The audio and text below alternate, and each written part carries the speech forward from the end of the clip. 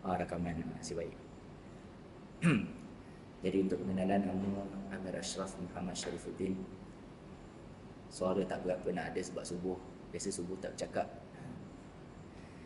Dan insya-Allah saya tak akan kacau lah pengajian ataupun penyampaian Ustaz Abu Jihad. Kalau tengok kitab 50 sifat salafus salih, kitab yang bagus dan karya yang sangat bagus untuk kita ambil intipati. Cuma pada pagi ini insya-Allah saya kongsikan selama mana tuan-tuan nak duduk kat sini lah. Tuan-tuan perempuan yang dirahmati Allah sekalian, perkongsian pada pagi ini bukan lebih pada pengajian sebab saya tak layak untuk mengajar. Saya hanya berkongsikan apa yang saya faham dan apa yang telah saya pelajari selama pengajian saya 7 tahun di Mesir, Al-Azhar Al-Sharif. Dan pengajian pagi ini saya bawakan satu hadis daripada banyak-banyak hadis daripada Rasulullah sallallahu alaihi wasallam. Yang mana hadis ni kebanyakannya susah nak faham. Bukan susah sebenarnya. Dia lebih kepada syarahannya besar. Syarahannya panjang. Cuma untuk kita orang awam cukup kita ambil intipati dan i'tibar. Sama juga dengan pengajian kita dalam bacaan Al-Quran harian. Kalau kita sekadar baca, kita takkan faham. Pahala dapat, alhamdulillah. Siapa yang membaca Quran, kata Rasulullah sallallahu alaihi wasallam, wal yatata'ta falahu ajran, dan kemudian dia tergagap-gagap, maknanya dia nak baca tu tak selaju macam imam tadi. Imam tadi baca sedap, sebelum saya masuk parking dah dengar kat bawah, masya-Allah sedap. Kena cepat sikit parking. Kita baca pelan, dan disebabkan perlahan kita tu kita terpaksa baca dengan berhati-hati. Kadang-kadang mengeja. Falahu ajran. Ajrun liqiraatihi, pahala kerana dia membaca, dan pahala kedua adalah pahala kerana dia bersabar. Ada orang tak maulah aku, penat, tak baca kot.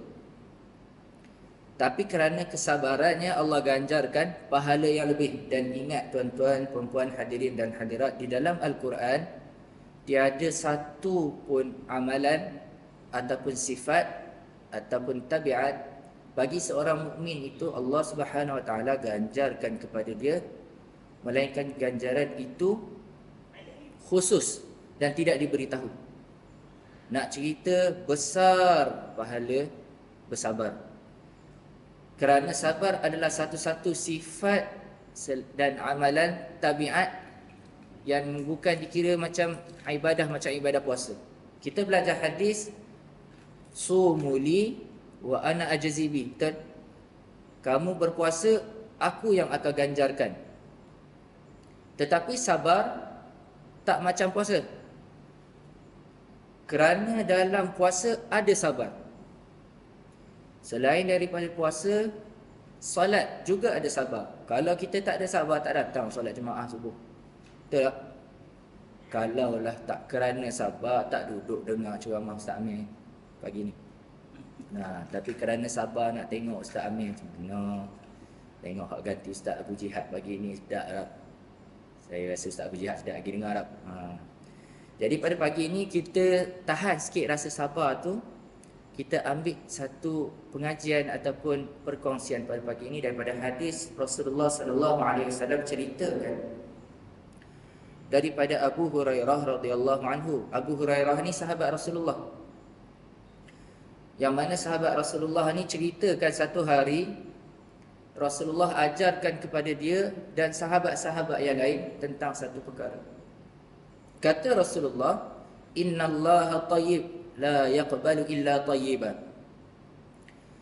Sesungguhnya Allah Subhanahu Wa Taala itu tayyib. Tayyib apa maksudnya? Bagus, baik. Apa lagi yang kita nak kata tayyib? Tabib tu asal perkataan baik lah. Tabib tahu tabib? Biasa orang tahu. Tabib itu doktor. Doktor apa kerjanya? Baiklah, membaikkan kesihatan kita. Maka Allah Subhanahu Wa Taala itu tayyib, baik, bagus. Wa in silap. La yaqbalu illa tayyiba. Allah Subhanahu wa taala tidak akan terima sesuatu perkara yang lain daripada hamba-hambanya ni melainkan illa tayyiba, kecuali benda itu baik. Apa itu perkara yang baik? Apa itu amalan yang baik? Ni biasanya kita tak pernah fikir pun. Setiap pagi kita bangun kita tu baik tak? Kita mengemas diri, mandi, siap-siap, segar-segarkan badan dan pakai baju yang cantik untuk datang solat subuh. Baik tak amalan kita? Kemudian kita datang, keluar rumah, kunci pintu dan berjalan kaki nyak daripada rumah sampailah ke surau Al-Amin. Tunggulah orang qamat, kita solat sunat qabliyah subuh. Dalam perbuatan kita itu tu baik tak? Macam mana kita nak tahu kita baik? Macam mana kita nak tahu amalan kita itu baik? Dengan amalan yang baik itu Allah terima. Sebab hadis sebut ni, la yaqbalu illa thayyiba. Allah tak terima melainkan amalan itu baik. Saya ada satu soalan yang biasanya orang buat lagi mudah berfikirlah. Kadang bab solat ni dia celuh dia ambil gitu-gitu je.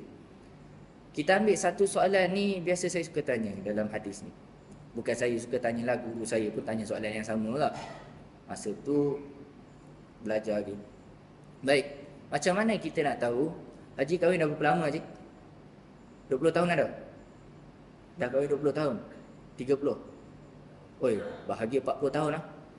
Baik, macam mana Haji tahu perkahwinan Haji itu daripada hari pertama sehingga hari ini baik dan diterima Allah Subhanahu Wa Taala?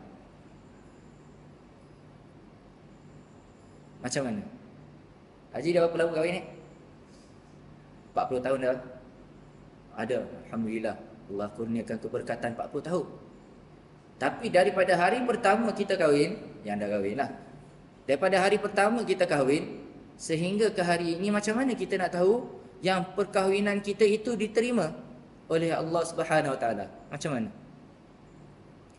Itu kahwin 40 tahun. Kita hidup apa lama? 50, 60, lagi lama daripada kita kahwin.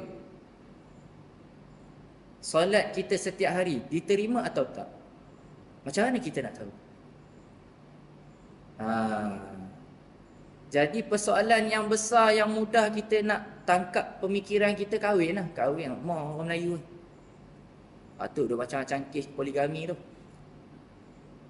Jadi kita fikir, bagaimana perkahwinan kita daripada hari pertama itu diterima Allah ke tak? Maka jawab ulama' mudah saja. Syarat dia kena ada 2.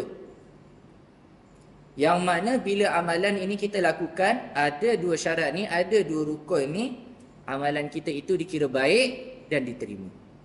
Yang pertama adalah bila syirik, tanpa syirik, ikhlas lillahi ta'ala. Perkahwinan kita daripada hari pertama ikhlas tak kerana Allah? Pernah tak kita fikir, kita kahwin ni ikhlas ke sebab dia cantik? Isteri kita kahwin dengan kita sebab kita handsome ke sebab kita kaya? Mana satu? Mana satu? Kita balik ni kita tanyalah isteri kita kalau dia tak datang. Yang suami tak datang solat subuh, kita tanyalah suami kita, abang kahwin dengan saya dulu sebab saya cantik ke sebab saya baik? Mana satu? Try tanya. Kuklah suami tiba-tiba belanja nasi ayam pagi ni, tak apalah yang saya kemah rumah. Hari ni pula dia nak kemah rumah sebab tak nak jawab ni Ustaz. Kerana Allah Subhanahu Wa Taala, ikhlas lillahi ta'ala adalah syarat pertama untuk kita dapatkan semua amalan kita, bukan perkahwinan sahaja, solat, zakat, puasa, bahkan kita beraya juga dikira sebagai satu amalan dan ibadah. Kalaulah ikhlas lillahi ta'ala, ikhlas kerana Allah Subhanahu Wa Taala kita jamu orang, ikhlas kerana Allah Subhanahu Wa Taala kita datang solat subuh berjemaah, diterima dah oleh Allah Subhanahu Wa Taala. Dan yang kedua, syarat yang kedua, rukun yang kedua, nak pastikan amalan kita itu baik dan diterima oleh Allah Subhanahu Wa Taala, yang kedua adalah menepati piawaian syariah, ikut garis paduan syariah. Mudah ke susah? Solat maghrib berapa rakaat? 3 rakaat. Solat subuh berapa rakaat? 2 rakaat. Aku ikhlas kerana Allah. Solat subuh 4. Diterima tak? Tak terima. Syariah kata subuh 2 rakaat. Solatlah 2 rakaat. Puasa pada bulan Ramadan berapa hari? 30 hari. Setiap hari dari subuh sehingga maghrib. Aku ikhlas kerana Allah. 2 bulan aku nak puasa. Daripada subuh sampai isyak. Wah, terima tak? InsyaAllah terima. Tapi pahala tak sama. Sebab amalan-amalan yang digariskan oleh Allah Subhanahu Wa Taala, yang kita panggil syariah, garis panduan kita tu ada asbab dan musabab dia. Bukan kepada kita personal, tetapi kepada seluruh orang Islam. Disiplin dia. Maka bila kita ada 2 rukun dan 2 syarat ni, membolehkan dan menjadikan amalan kita setiap hari sepanjang hayat kita diterima oleh Allah Subhanahu Wa Taala. Masa kita kahwin, apakah rukun dan syarat dia? Apakah garis panduan syariahnya? Kita refresh balik lah. Rukun kahwin ada berapa? Ada 5. Oh, ingat. Lagu orang surau ni. Yang pertama, pengantin, lelaki perempuan. Yang kedua, wali perempuan. Yang ketiga, mas kahwin. Yang keempat, saksi 2 orang. Yang kelima, ijab qabul. Asal boleh ya, satu lagi. Bila kita cukup 5 syarat ni, 5 rukun yang ada ni, menyebabkan amalan yang kita lakukan tu, perkahwinan tersebut menepati piawaian syariah, mengikut garis yang ditetapkan oleh Allah Subhanahu Wa Taala. Sahlah perkahwinan kita. Bukan perkahwinan, aktiviti harian kita, jual beli. Kita membeli, kita menjual. Mana satu? Dan apakah rukun dan syaratnya? Kita nak beli ikan, boleh tak? Boleh. Maka kena ada pembeli, kena ada penjual, ada ijab qabul, ada barang yang kita nak tukar, ada harga yang ditetapkan. Cukup 5 syarat, terimalah kita punya jual beli. Maka jual beli kita itu juga boleh diterima oleh Allah Subhanahu Wa Taala. Nampak? Maka kalaulah kita nak amalan kita diterima oleh Allah Subhanahu Wa Taala yang sifatnya tayyib, kita punya amalan juga kena tayyib. Kebanyakannya tak fikir langsung tentang amalan yang baik. Jangan sesekali ada dalam hati kita buat amalan kerana amalan itu wajib. Wajib tu wajib lah. Tapi bila kita nak buat satu amalan, fikirkan tayyib tersebut. Ikhlas mengikuti syariah. Sebab kalau nak kata solat, semua orang solat kerana wajib. Termasuk orang munafik. Kita ni mana satu? Kita nak jadi orang yang mempersembahkan amalan yang tayyib, ataupun kita nak jadi macam orang munafik? Orang munafik solat, dan orang munafik siap solat jemaah lagi. Wal'iyadzubillah. Kata Allah Subhanahu Wa Taala dalam Quran, innal munafiqina yukhadi'una Allah wa huwa khadi'uhum wa idza qamu ila shalah qamu kusala yura'una an-nas. Orang munafik ni bila mana dia nak pergi solat, bila mana dia bangun untuk solat, qamu kusala yura'una an-nas. Dia bangun dengan keadaan malas. Malas dekat sini kenapa? Malas kerana dia bukan buat kerana Allah. Bagi ulama, maksud malas adalah buat kerana selain Allah. Itu adalah kusala, malas. Malas sifat orang munafik. Yura'unan nas. Yang kedua, dia solat kerana dia nak orang tengok. Oh, bagus dia ni, solat subuh berjemaah, tak pernah skip. Oh, Masya Allah, hebat dia ni. Hari-hari ada kuliah kat Surau Al-Amin, nampak muka dia. Padahal tak tahu dia tengah aiming seorang janda. Setiap kali keluar rumah, lalu depan rumah. Dia tidak ikhlas. Itu sifat orang munafik. Dan orang munafik dia tidak tayyib. Dia tidak bagus dan dia tidak baik. Kalau dia baik, dia tak duduk bawah neraka nanti. Wal'iyadzubillah. Innal munafiqina fit darkil asfali minan nar walan tajida lahum nasira, kata Allah Subhanahu wa taala. Orang munafik ni duduk dekat bawah neraka tu, dekat dalam api, dia sendiri pembakar. Orang kafir kat mana? Orang kafir tu kena bakar kan dia. Ad-dark. Ad-dark ni punca pembakaran tersebut. Dialah batu, dialah api yang Allah gunakan untuk bakar orang-orang di atas neraka. Nampak? Maka walan tajida lahum nasira, selamanya tidak akan ada orang akan tolong orang munafik ni di dalam neraka nanti. Wal'iyadu. Maka Rasulullah sallallahu alaihi wasallam teruskan lagi daripada hadis yang sama, wa innallaha amaral mu'minin bima amara bihil mursalin. Bila kita dah faham Allah itu hanya terima benda-benda yang baik, maka kita cuba lakukan amalan-amalan yang baik. Maka Rasulullah sallallahu alaihi wasallam ajarkan kepada kita, sesungguhnya orang yang beriman itu dia diberi perintah, dia ada suruhan dan dia diajarkan melalui syariah amalan-amalan tertentu untuk dilakukan. Bima amara bihil mursalin, sama macam mana rasul-rasul diperintahkan. Kita punya amalan bukan amalan orang-orang kampung biasa, tak. Kita punya ibadah yang kita lakukan itu bukan ibadah yang direka oleh orang jiran ataupun orang daripada negara seberang. Tak. Kita punya amalan, ibadah ni adalah amalan dan ibadah yang dilakukan oleh para rasul. Rasulullah salat tak? Salat. Rasulullah kahwin tak? Kahwin. Rasulullah bayar zakat tak? Taklah, sebab Rasulullah penerima zakat. Bukan Rasulullah ambil zakat untuk dirinya.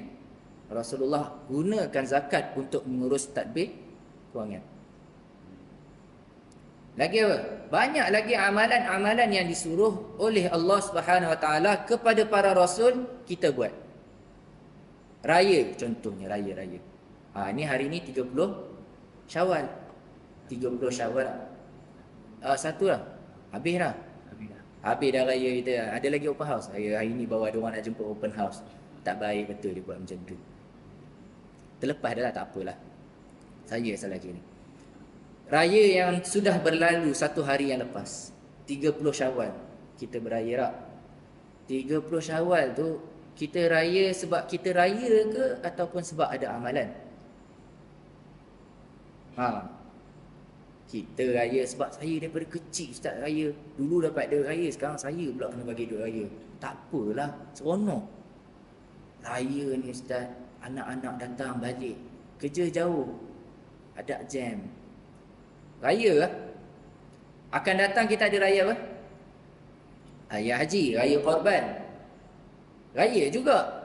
Kata Rasulullah, kita ada lil mu'minin aidan. Bagi orang yang beriman itu dua raya. Raya Aidilfitri dan raya Aidil Adha. Maka berayalah, tak ada masalah. Tetapi kita kena faham, raya ni kita je ke ataupun rasul-rasul juga beraya?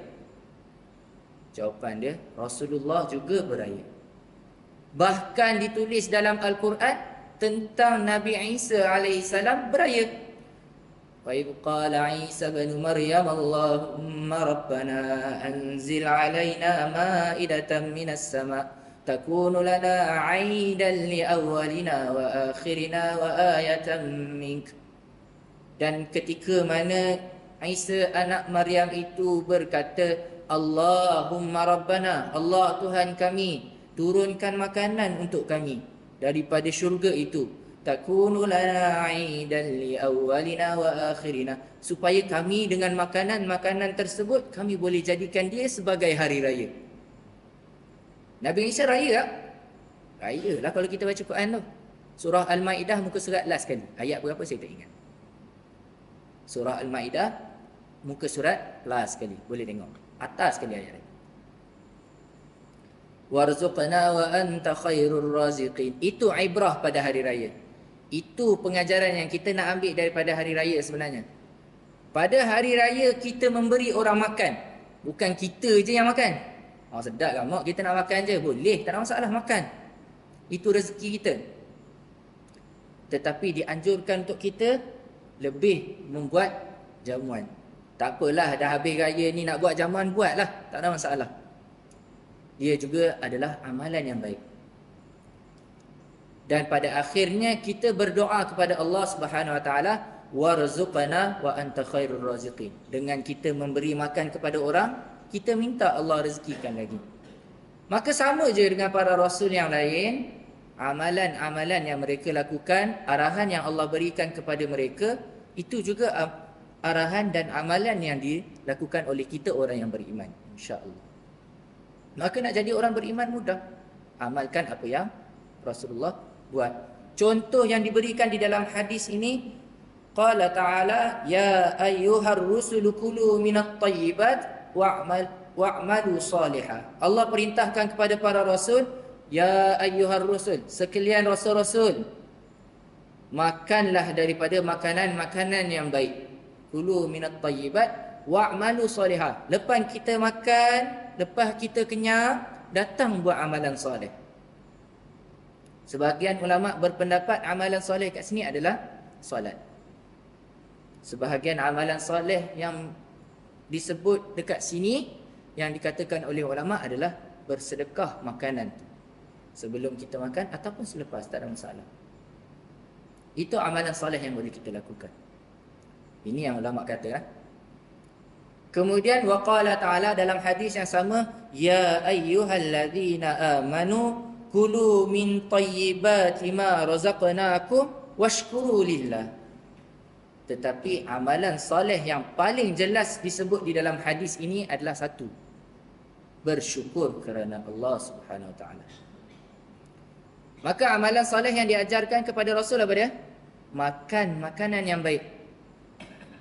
Cari pendapatan yang baik. Kita cari sumber makan untuk diri kita, sumber minum untuk diri kita, untuk ahli keluarga yang kita jaga, anak-anak, dan yang kita berikan kepada orang lain, dapatkan daripada sumber yang baik, halalan tayyibah. Ini jangan main sawuk je. Mentang-mentang zaman dah moden, mentang-mentang perkataan dah makin, kita panggil apa, kompleks, makin susah nak faham perkataan dia. Halal. Itu macam MLM pun boleh kata halal. Itu macam forex pun dia boleh kata halal. Wal'iyadzubillah. Itu macam dia boleh kata pot pun dia kata halal. Pot tahu tak? Yang elektronik sigar, vape. Semua orang tahulah vape. Saya ada beberapa kenalan zaman sekolah dululah. Kalau bab agama dia hebat lah. Tapi bila dah besar ni, hari tu jumpa balik, dia ada kisahkan, aku tak kerja dengan orang dah sekarang, aku kerja sendiri, bisnes. Masya Allah hebat. Sebab datang jumpa lepak kedai mamak, dia datang bawa Mercedes. Mercedes A35, saya tak tahu lah apa nama, saya tak minat Mercedes. Kita minat Asia je. Dia datang dengan Mercedes dia tu, boleh lah, baru beli hari tu dalam, lepas tolak deposit 300,000. Megah betul dia. Tak apalah, rezeki dia, mungkin lah rezeki dia. Kita dalam hati kata gitu. Kemudian saya tanya dia, jual apa? Untung sangat, masyuk sangat tu apa dia yang jual tu? Dia kata, tak ada apa, jual vape lah, kedai kecil-kecil lah. Jual vape kedai kecil-kecil, dia kata, boleh, tak ada masalah. Saya tanya dia, bukan vape tu barang haram? Mufti kata tak boleh, haram. Kalau kita jual, kita makan duit haram juga lah. Kata, bukan. Mana ada gitu. Kita tak mencuri, kita tak merompak, kita tak jual babi, kita tak jual anjing. Kita tak jual barang yang kita curi. Kita dapatkan daripada supplier yang betul. Lagipun perisa dia perisa buahan, bukannya perisa anjing. La ilaha illallah. Mudah betul dia tetapkan perkara tersebut. Bukan kita yang nak letakkan perkara tu haram, tak. Kita baca daripada kalam-kalam mufti je lah. Kita pun cak ayam kok. Tapi bila perkara tu datang daripada perkara yang haram, dia bukan rezeki. Dan syukur di atas benda yang haram itu ditegah. Itu yang Allah Subhanahu wa taala sebut dalam Quran, la'ibun wa lahun. Ma hadhihi dunya illa la'ibun wa lahun. Dekat dunia ni hidup dia bukan apa pun, jadi mainan dan benda-benda yang melalaikan. Apa dia? Tu apa yang dimain-mainkan? Sentimen agama. Apa yang dia lalaikan daripada barang-barang yang haram. Wal'iyadzubillah. Maka benda-benda yang haram kita tidak syukuri. Sebab tu Rasulullah ajarkan daripada dalam hadis dan juga ayat Quran, kulu min tayyibati ma razaqnakum. Apa yang Allah rezekikan, dan yang pasti Allah itu tayyib, tidak rezekikan kepada kita barang-barang yang tidak tayyib. Betul tak? Maka rezeki yang Allah bagi adalah daripada sumber yang halal. Tapi kalau dia dapat hidup, dia dapat makan, dia dapat rumah yang besar, kehidupan yang selesa daripada rezeki yang haram, itu rezeki ke? Tak. Allah Subhanahu wa taala sebut lagi dalam Quran, di hari akhirat kelak mereka ini akan dibakar dengan satu benda, zuhurihim wa julud, kan, kata Allah Subhanahu wa taala, dia akan dibakar di atas belikat belakang, atas dahi, dekat tengkuk, dengan satu benda yang sangat-sangat panas, dibakar. Maka dia tanya, ya Allah, panas sangat ni, apa benda atas badan aku kena bakar ni?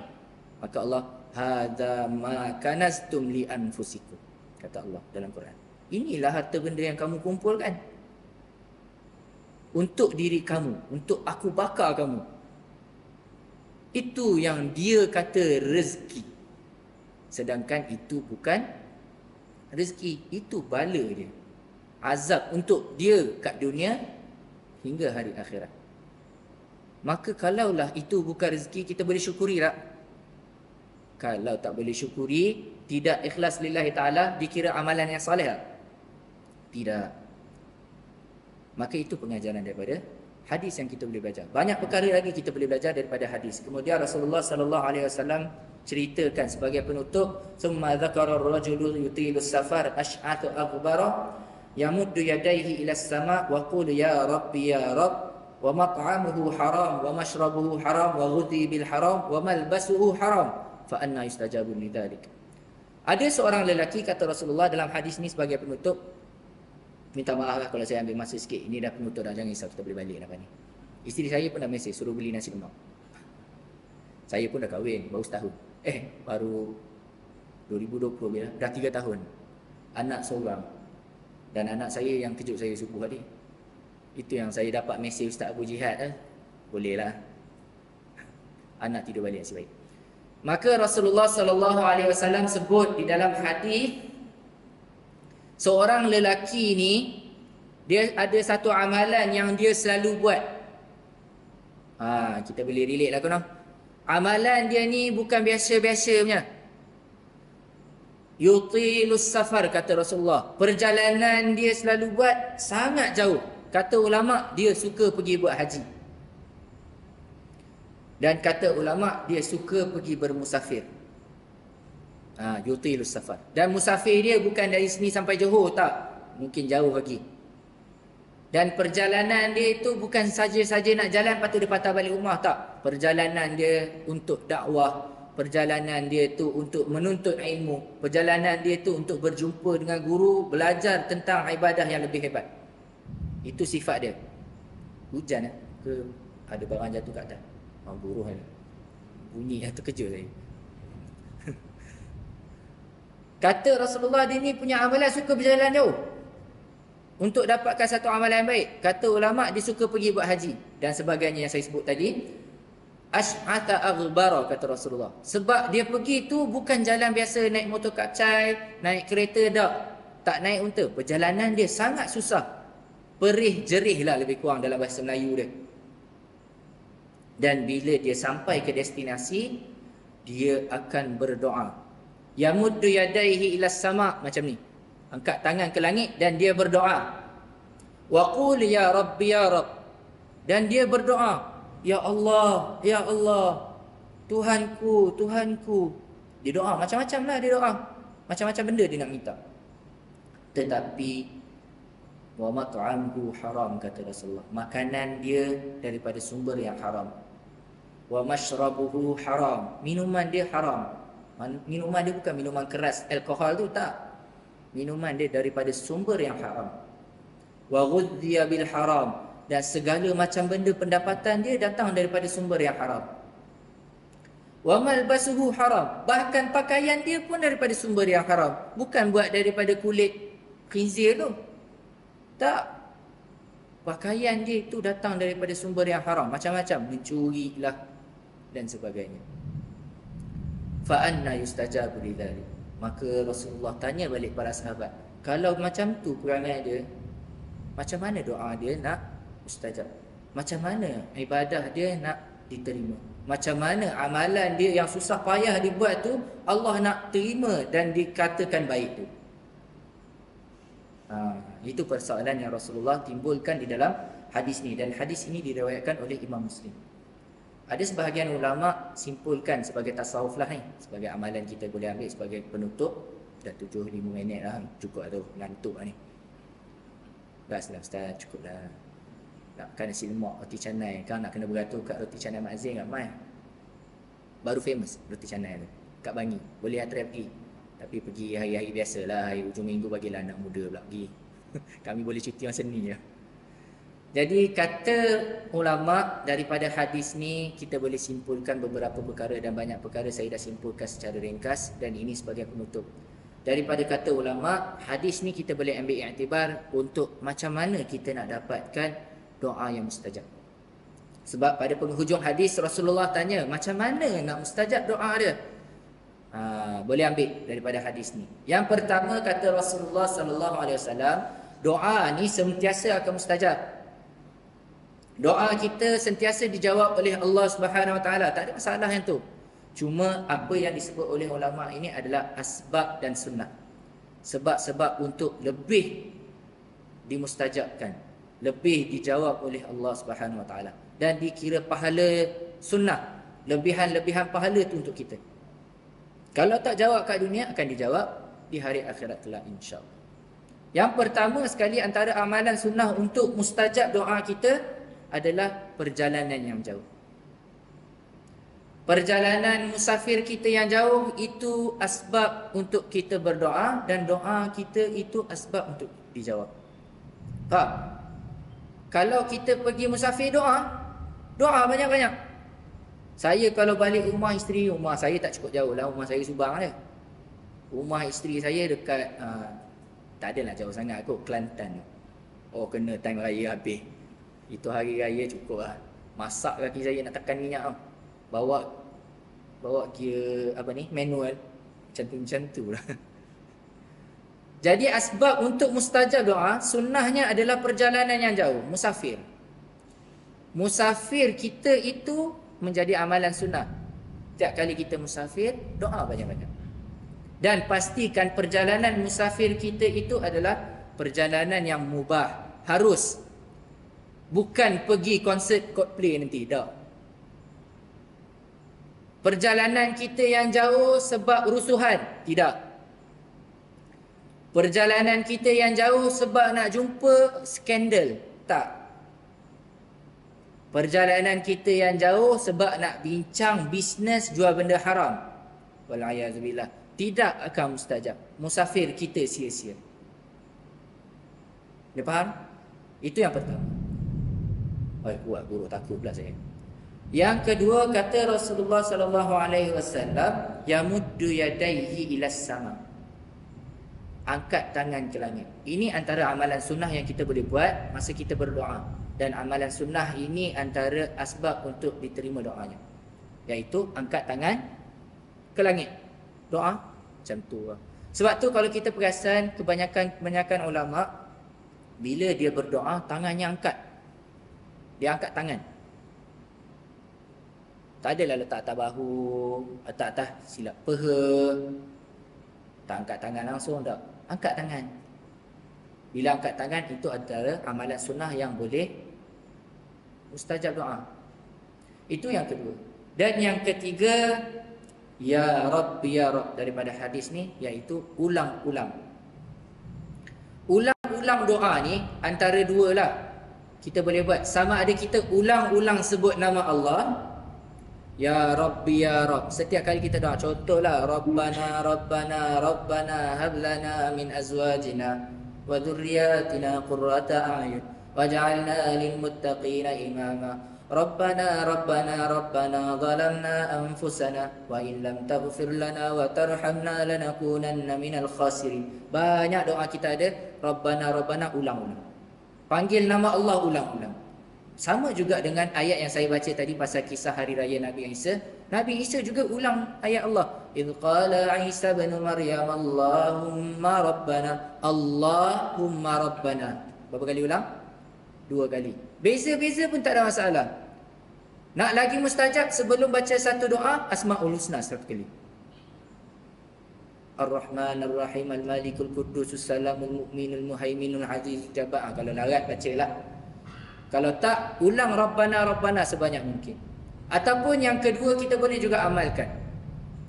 Setiap kali kita doa, doa banyak kali. Sebab Nabi Ibrahim dengan Nabi Ibrahim dengan Nabi Ismail, ketika dia bina Baitullah Al-Haram, Kaabah tu, mereka berdoa banyak kali. Dan mereka berdoa banyak benda. Ulang juga Rabbana tu. Cuma disebut sekali Rabbana kat sini, Rabbana kat sini. Contohnya lah, Rabbana taqabbal minna innaka antas sami'ul alim. Rabbana waj'alna muslimaini laka wa min dhurriyyatina ummatan muslimatan laka wa arina manasikana wa tub 'alaina innaka antat tawwabur rahim. Rabbana wab'ath fihim rasulan minhum yatlu 'alaihim ayatika wa yu'allimuhumul kitab wal hikmata wa yuzakkihim innaka antal azizul hakim. 3 doa. Berapa kali Rabbana? 3 kali Rabbana. Maka ulang-ulang sebut nama Allah itu sebenarnya yang mustajab doa. Dan yang keempat, sebagai penutup, elakkan, pastikan, janjikan untuk diri kita sebelum kita nak berdoa, diri kita dulu utama sekali. Jangan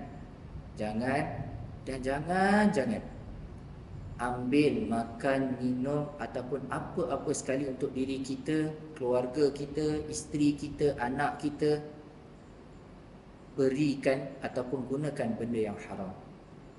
Bahkan pakaian pun jangan. Mana dapat pakaian ni? Ambil daripada rumah jiran sebelah, dia sidai, nampak cantik, pinjam Ustaz. Jangan. Makanan itu, minuman itu, apa yang kita ambil, kalau dia haram, doa kita takkan mustajab. Habis Ustaz, yang dia jual vape tu boleh kaya, takkan dia tak doa? Itu ujian, kita kata. Allah jawab semua doa, betul? Saya kata awal dah. Wa qala rabbukum ud'uni astajib lakum. Innallaha la yukhliful mi'ad. Allah janji, bila kamu doa, aku jawab. Sesungguhnya Allah tidak akan memungkiri janjinya. Maka semua doa kita sebenarnya sudah dijawab. Cuma amalan sunnah yang saya sebut, saya kongsikan pada pagi ini adalah amalan tambahan. Moga-moga dengan amalan tambahan itu pahala kita lebih. Dan bila pahala kita lebih, Allah lebih nampak untuk dia jawab doa kita lebih segera.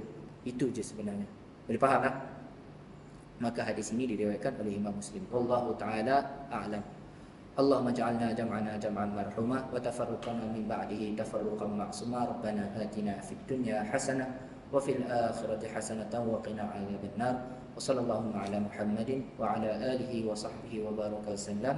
Yang baik itu semua datang daripada Allah Subhanahu wa taala, tiada satu pun daripada saya bagi. Itu semua adalah hidayah. Moga-moga dia dekat sebagai satu cahaya di dalam hati kita di dunia dan di akhirat kelak. Dan apa yang buruk itu, salah gurau, salah sebut, salah kata, itu adalah hasutan daripada syaitan yang direjam. Wallahu ta'ala a'lam. Assalamualaikum warahmatullahi wabarakatuh.